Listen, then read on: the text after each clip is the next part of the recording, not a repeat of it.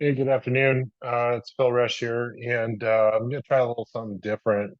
I'm going to do a little whiteboard action first to kind of talk about the life cycle and appropriate ways to illustrate some of your life cases. Really, when we look at this, the idea is going to be around what to look for, how to do appropriate field underwriting, so to speak, to the extent where you're going to figure out what type of illustrations fit for what age groups and what to look out for. So this is more for people who are trying to find ideas, ways to get across the finish line, some opportunities for their type of clientele.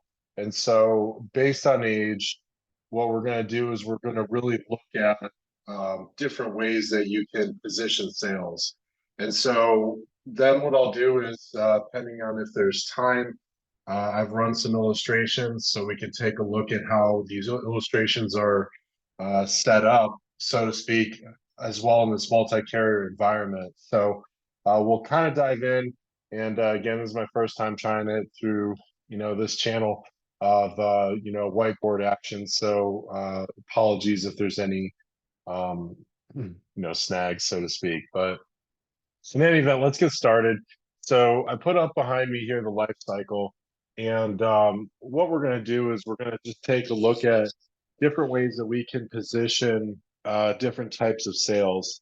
So when we think about the life cycle, I'm going to look at different age brackets per se, and then we'll highlight what you'll want to put into these brackets. And some are actually going to overlap into a different category because there's some alternatives or options that you could provide there for them in these separate categories. So what we'll first start off with is probably the easiest one, 0 to 18 or your juvie class. So when we think about juvies, the idea of a juvie policy is not really term. There's no real reason to have term insurance on a juvenile per se. But what's the story behind this type of sales idea? And when you think about that, and when we think about what our clients are looking for, is they want to think of 529s as a way to help for college. So a lot of people are very college oriented. They want to make sure their kids get good grades, move on to college, and progress.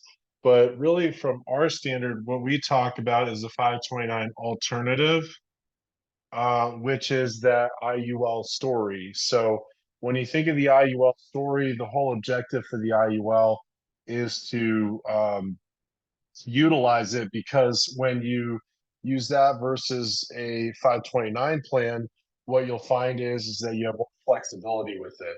There are more fees, and it's okay to share that with a client that there are more fees with the IULs versus a 529. However, what you'll find is that you can use them differently. So when you think of 529s, it can hinder or hurt grants or scholarships. The life insurance solution doesn't really do that. And so you have a value proposition to offer it. Say you have a child who is gifted and they don't need any type of college support because they get sponsorship or scholarship, I should say. So then this might become a wasted asset. And if the parent wants to take it, then you're looking at a 10% penalty plus taxes. Ours are tax-free solutions, so the 529 alternative can make a lot of sense.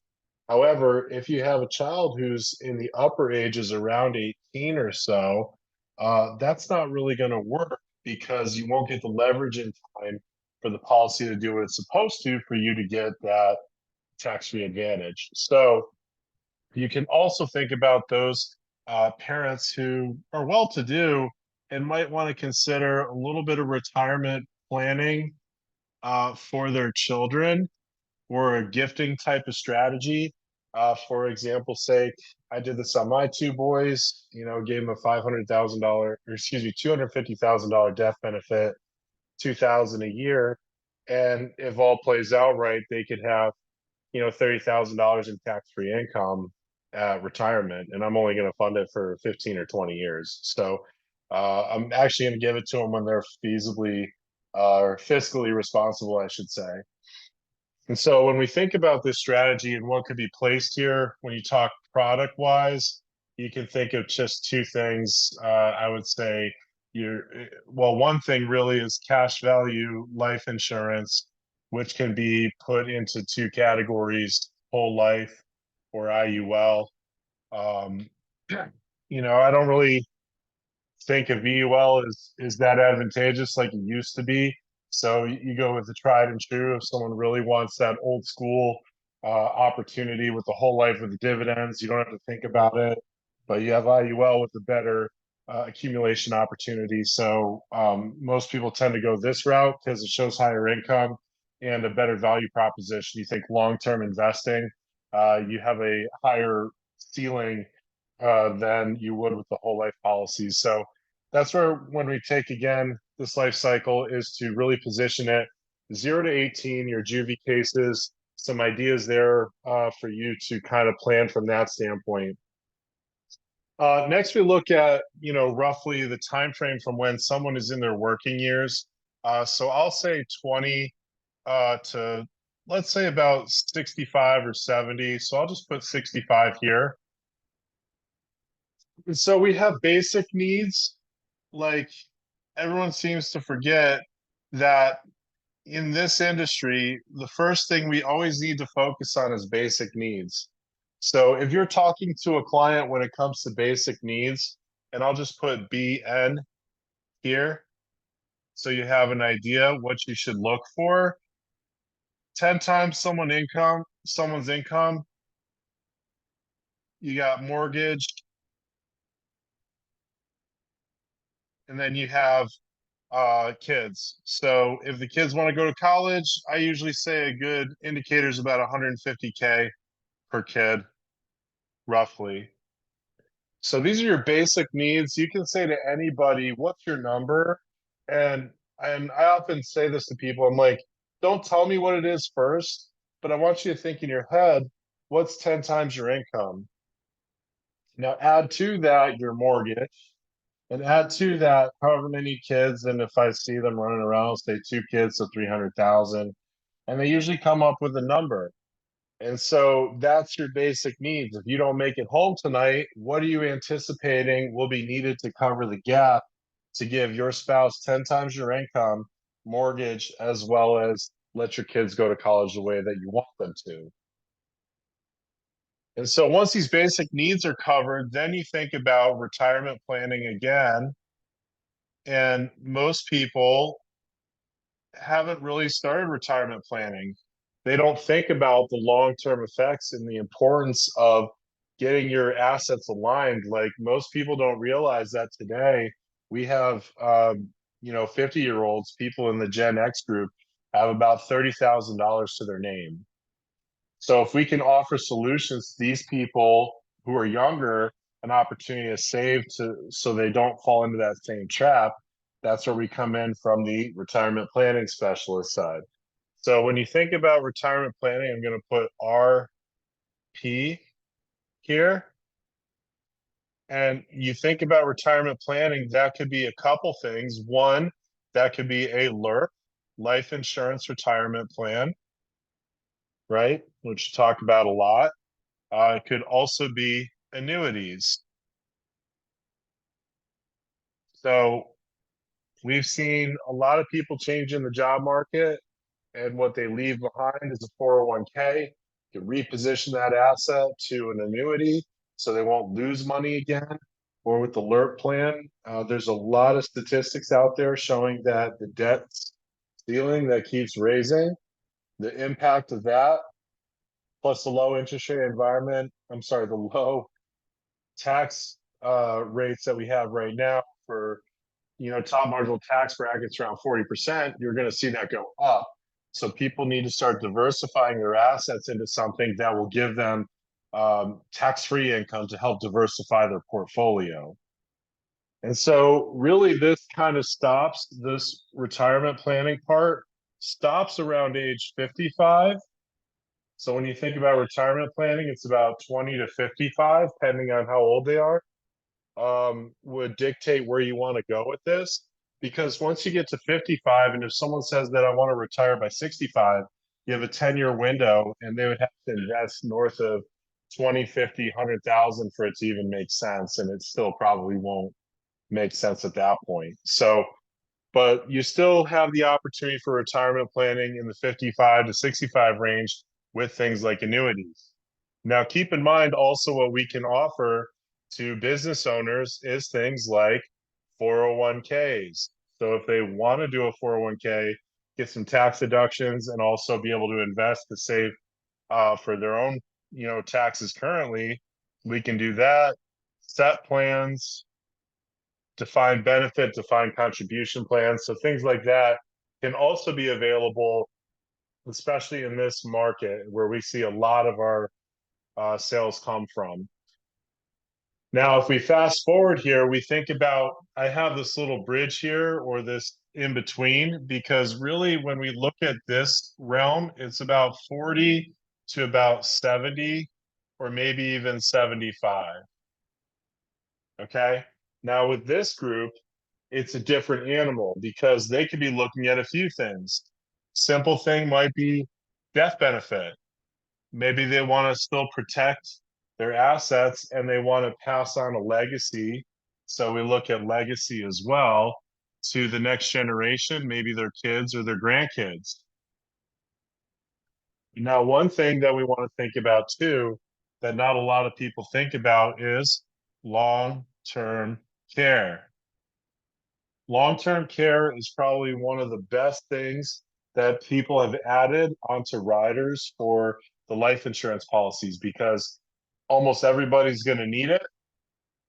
And I love the fact that when you put it on a life insurance policy, you don't have to lose it. You don't have to lose that money. So that's where that perk comes into play because you'll have the opportunity to continue using it if you need the long-term care and death benefit if there's anything left over. And then also we want to look at in this world is estate planning. This is one of my specialties, one of the things I love talking about. However, we don't have time to really talk about this today. But in this category, you could be looking at, traditional things, and I'll marry the two here. So basic needs, death benefit, those can be handled by term insurance. Okay. It can be done with death benefit focused products because I think, if you haven't seen already, there's two different types of products. There's usually accumulation products and then death benefit focused products with pretty much every carrier. So you'll see that when you look at the products, and I'll show you that with the illustrations too. They'll say protector or accumulator, things like that. So when you think of death benefit here, you want to think more of a death benefit focused product, especially if they're getting up into this age range. Legacy, you're still looking at death benefit focused products. You can use, once again, I'm not being biased, so I'll say you can do whole life or IULs here, not a problem. Same thing with estate planning. We can use these same products. Now, with the LTC, for example's sake, LTC, you can use different types of products. So you could use these same products and then you could add riders to them, like a long-term care rider or a chronic illness rider, CI. So those will usually be an extra charge, but they'll attach onto this death benefit a long-term care or chronic illness rider to protect your clients from the evident or eminent concern that we're going to come across, which is long-term care needs.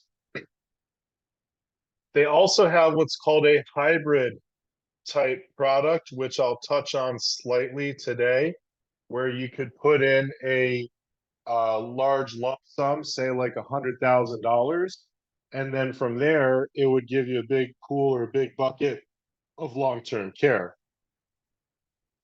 Now, as we progress up, so anywhere from 70 to 90, we can actually still issue death benefit products. John Hancock goes up to 90. But what you'll also find in this area is final expense. So you'll have some people who will range in final expense in some of these other areas too, but it's usually not after or before 50 that you'll see these type of products. Final expense are usually overpriced, and they cost the client a lot of money, and you can usually only get about a $25,000 policy. So what I always like to say is if you can try to avoid final expense as much as possible, it would be more advantageous. But nonetheless, when you think about the strategies here, we've got retirement planning or 529s for the younger kids. We've got basic needs, which can be done with term insurance, retirement planning, LERPs, which can be done with whole life and IULs, but the accumulation products. We have true 401k plans, annuities, we have those as well. So we have a different story here. And then when you think about as you get older, some people might have won that retirement game. So at that point, they're going to have to start thinking about how to protect their assets against spend down or things like health concerns. So as you see the range here, I'm going to share with you some examples real quick through WinFlex. And so you can kind of see how to illustrate them as well. I'm just going to stop the sharing for just a minute here to spare you guys as I move this camera around. And so what you'll find is as we look through these, what I like to do is I like to put roughly about 4 illustrations per carrier or per solution. It doesn't mean I won't run a ton of carriers. It just means I really don't have time to show someone 8 or 10 illustrations because I can run a ton of different illustrations. But when it boils down to it, your client doesn't have the attention span to understand all that, and you really don't want to go through and run all those illustrations for them either. So, or show them all, because the more illustrations you show them, the more likely they aren't going to buy. So I pulled up WinFlex here. I'm just going to bring this over, and we're going to do 3 different illustrations today.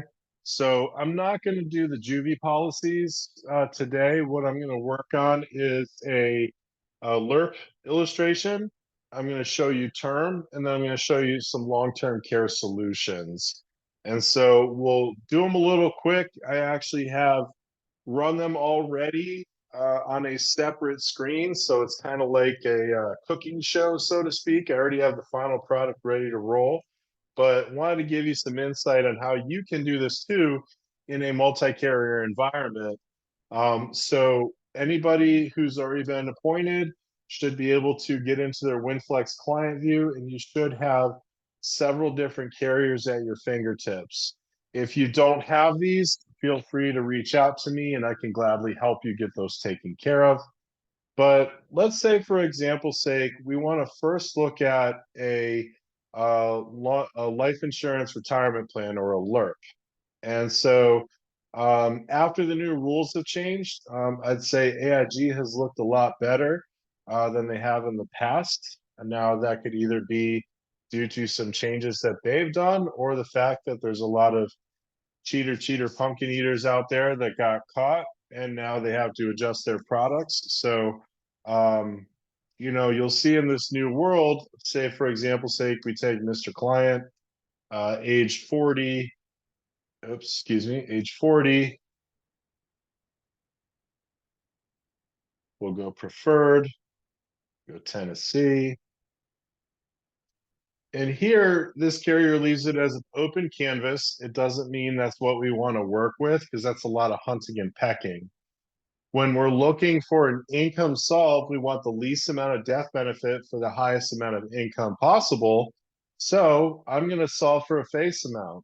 And when I look for a face amount, that means I need to know the premium. So I'm going to do a minimum face. with a maximum opportunity for income. And let's just say I can afford $10,000 and I'm going to do this for, let's say about 15 years. Okay. So from this scenario, that means I have a commitment. Doesn't mean that it's gospel, but based on this illustration, I have a commitment of 15 years of 10,000 per year. The index strategies, so for AIG, just because I know them well enough, I usually like to diversify them to spread the risk. And I like to reduce this down to 6%. Why? Because when you underpromise and overdeliver for years to come, it'll be a better story. So I like 6% or less if the carrier provides less. Disbursements, so I have this going from 1 to 15 or age 40 to 55. It'll show 41 to 55 on the illustration. And so from there, typical retirement age is 65.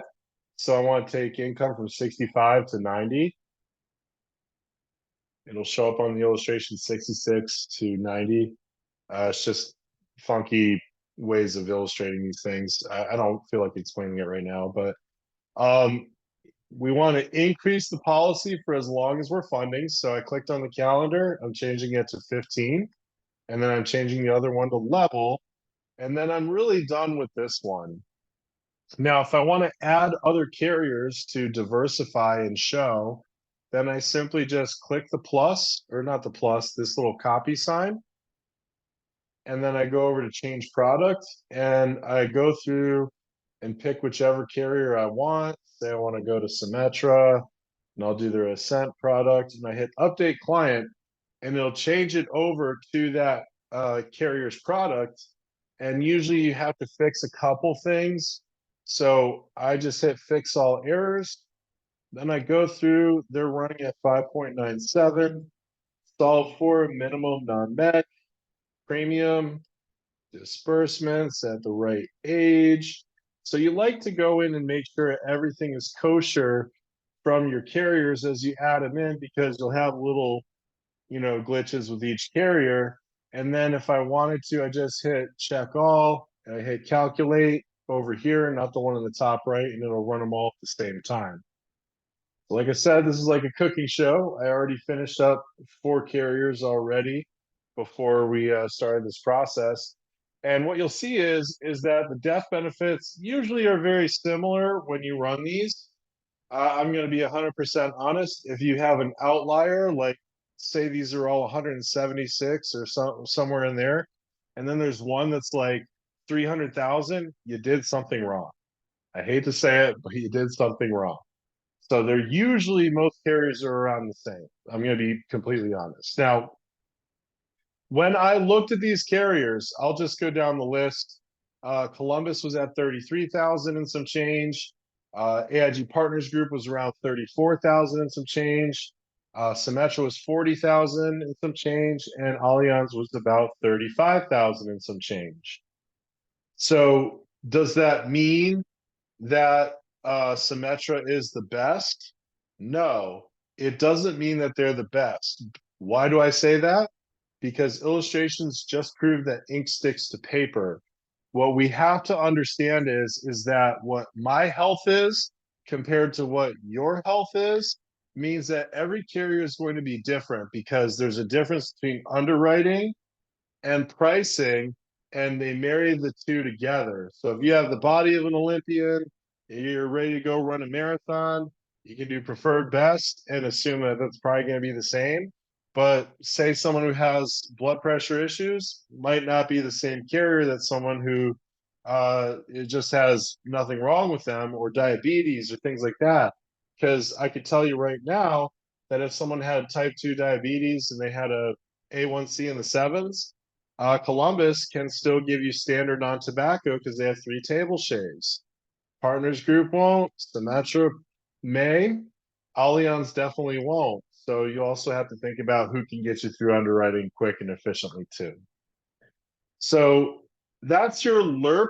When you look at these and when you run these, you get all 4 illustrations over here. I can open them all up and they're all built in. So just to give you an idea, The other thing too is when you look at these, Columbus has living benefits on their product. AIG has living benefits on their product. Symetra has a chronic illness rider that covers about 50% of the death benefit.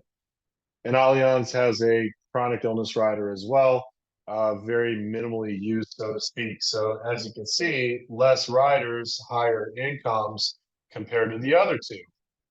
So once again, it goes back to the value of what your client's looking for as well.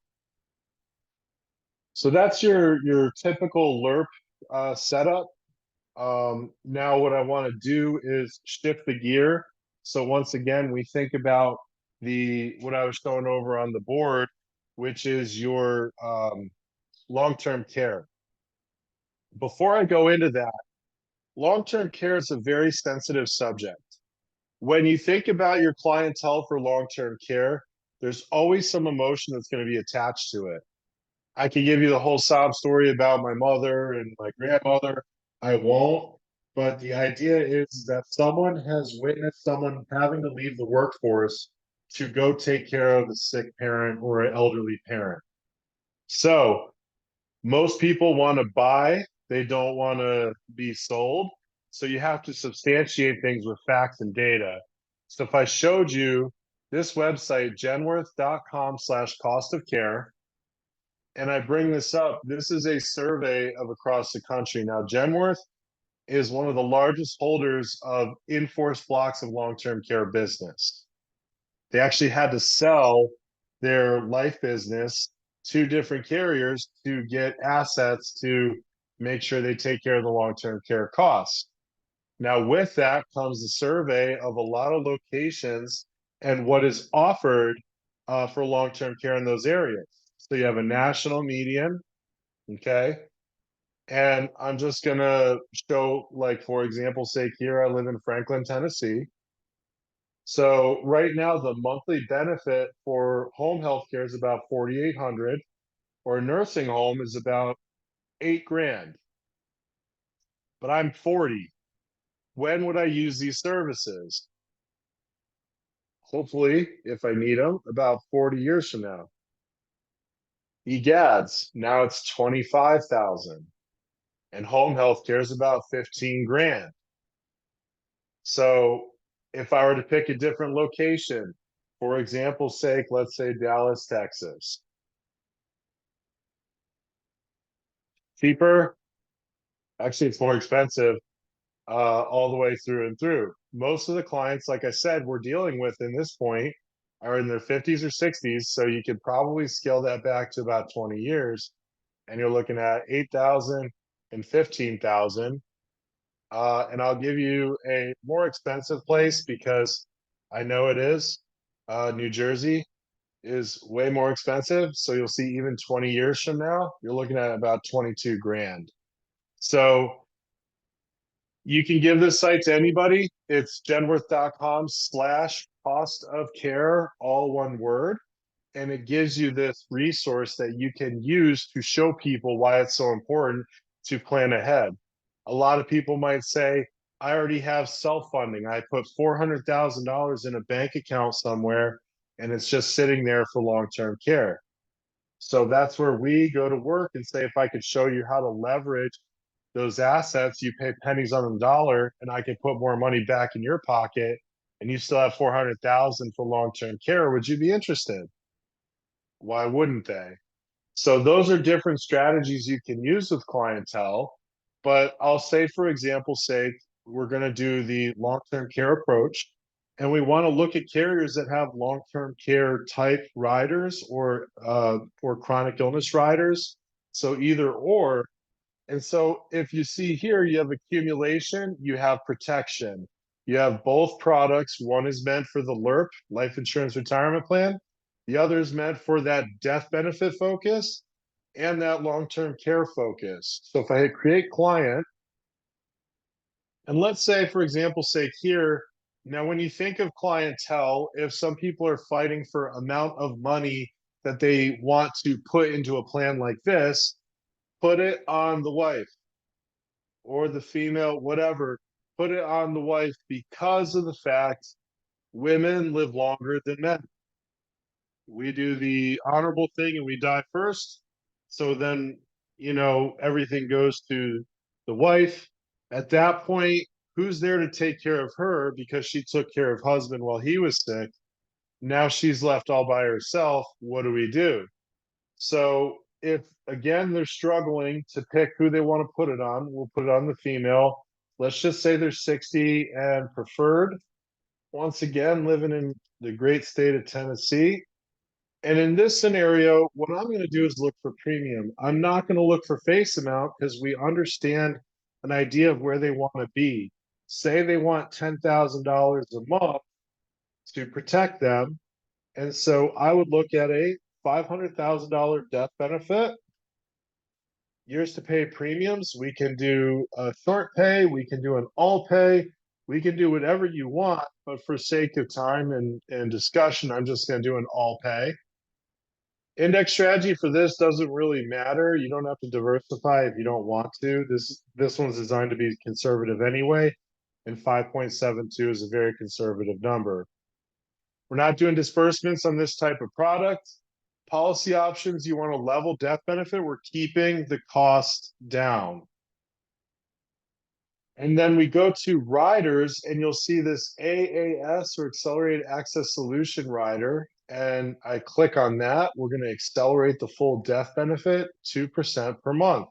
So we'll take that 500,000 and every month, 2% of that, which is 10 grand, goes cash in hand in the client's account. On the flip side, if you wanted a traditional long-term care company, you have John Hancock, where they have a protection product. We're not doing the VULs, we're doing the IULs. Update client. I'm going to fix whatever error was there. I personally do not like this Vitality Plus. It means you have to wear like a Fitbit and track yourself. And if you are constantly healthy and everything, they'll keep your costs cheaper. But if you waver on that, then your costs become more expensive. I like to set it and forget it. So I usually take Vitality off. And then everything else just transferred over. So it's pretty easy except for the riders. So we go check, and then you have a long-term care rider. Same as base policy, everything's the same, 2%. And then we would implement that, or we would run the illustrations. We would run a few carriers at a time. So not this calculate button, but this one over here. If all the boxes are checked, calculate, and they both start running. And here's what I got. So I ran 5 different carriers for this, just to 5 different carriers for this, just to show you different options. Now I put them all at 2%. I put them all at 500K, and they're all 60 female preferred. Prudential has what's called a benefit access rider. It is pretty much the same thing as AIG's AAS rider. It's a chronic illness rider with the ability to have temporary protection as well as permanent. If you'll notice here, you have the most cost efficient is Symetra by a few dollars, followed by Nationwide, followed by John Hancock. And then AIG is about 1100, or excuse me, about 1200 more, 1100 more than the cheapest, but they do have critical, so heart attack, stroke, cancer, things like that. You can get something for that too. These other carriers do not have that. John Hancock, with their long-term care policy, is what you call a reimbursement. So if your client has a $10,000 per month benefit, but they only use $5,000 because that's all they need at the time, then that's all they're going to get. And it's based off of reimbursement. You pay, the company pays you back. So it's a different type of structure when you talk about reimbursement versus indemnity, where money goes into your hand. Now, what I would say is these are viable options, definitely advantageous for the client, but some people just want a one and done and they want to protect their long-term care. So what they would actually look at is, for example's sake, a hybrid product. Now, hybrid product, it first started out with Lincoln. Lincoln was the first carrier to come out with a hybrid product called MoneyGuard. And the idea behind it is you throw in, say, $100,000, and then the carrier gives you a bucket of money. And then for long-term care, excuse me. And then they also give you an exit strategy. So if you need that money back, you can get a portion of it back. It won't be the full amount, but you can get that money back. If you die, there will still be a tiny death benefit attached to it. And then other carriers caught on. So I stand before you here today to show a few carriers. We have Securian. We've got Lincoln, the original MoneyGuard, modified recently, and Nationwide Care Matters. You'll see 100,000 as a single premium. There are carriers you can do this where you can do a 10 pay, a 20 pay, but the idea is the same. The objective is for long-term care. So I mapped through all these. Securian gives the best for this specific example right here. And it gives you a total LTC period of 6 years, and it compounds 3% every year. So your long-term care bucket grows. So you'll see 60-year-old LTC benefits, 85 LTC benefits. So it has grown monthly to 8,500 by age 85. So if I pan down and I show you, they basically take the acceleration for the LTC, it grows and continues to grow, but you still have a death benefit in case you don't need it. And here's how it looks. So I put 100,000 in. My surrender value day one's about 50% or 55% of what I put in. But if I die, I get a $13,000 kicker. Because remember, I'm putting 100 in, I get 13,000 back on top of that 100. Here you'll see your total amount. You'll have an annual amount of 56 or a monthly amount of $4,700. And it continues to accumulate and accrue over time with that 3% compounding. But I am not putting any more money into this. This is a strategy where people call it never money. So we go back to that client I was talking about who said they have $400,000 set aside for long-term care. Well, with 100,000, I gave them basically exactly what they were looking for. That means they get $300,000 back into their pocket so they can use for other things. Or we could do that inside a life insurance policy with a long-term care rider.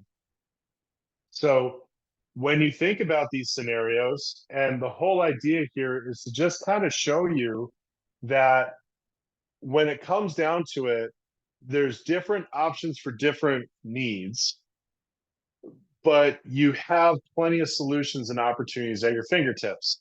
So what I would say is that in the 16 years I've been doing this, not one case has been the same. However, what you have is someone like myself to help you get to where you need to be for your clients. And that's what I want to just advise is that you're not in this alone. You have the support you need, and we have the products and the expertise and all the canvases, all the carriers, whatever you want to say to your client to help support them the best way that you can. So with that, I'm going to pause for a second. I didn't see any questions yet. So what I will say is that um, as we go through the summer periods, I may do this every other week as opposed to every week because perspective of people who might be going on vacation, present company included. But when you think about it, just if there's any different topics you guys want to see, want to dive into more, I am more than willing to do a presentation on that. So I still don't see any questions. So I'm gonna, turn the recording